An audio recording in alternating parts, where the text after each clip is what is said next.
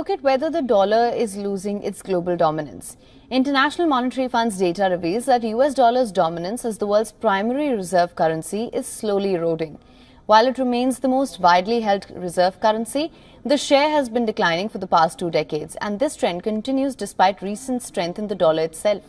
Central banks are diversifying their reserves, turning to non-traditional currencies such as the Australian dollar, Canadian dollar and the Chinese yuan. This shift is due to the desire for yield, the benefits of diversification and the ease with which these funds can be traded due to new digital technologies. Some speculate geopolitical tensions may further accelerate the decline of dollar's reserve status.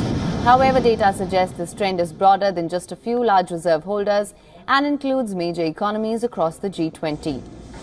China has actively promoted the internationalization of its currency.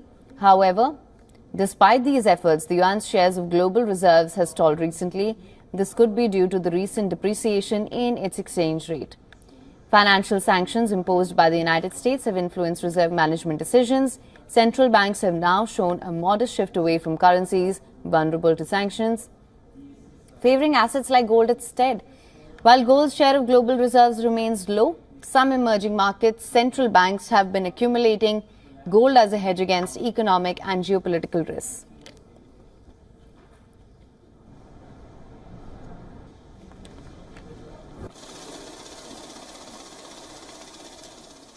Now, IMF notes that the decline of dollar's dominance is a gradual process and it's not a sudden drop. While the dollar remains the most important reserve currency, central banks are increasingly looking to diversify their holdings. And this de-dollarization trend is driven by factors like yield, technological advancements and the potential for geopolitical disruptions. It is important to note that large reserve holders like Russia and Switzerland aren't the only ones driving the shift. Diversification is happening across major economies, with at least 46 G20 countries actively increasing their holdings of non-traditional reserve currencies. को adopt करने की घोषणा करता हूं।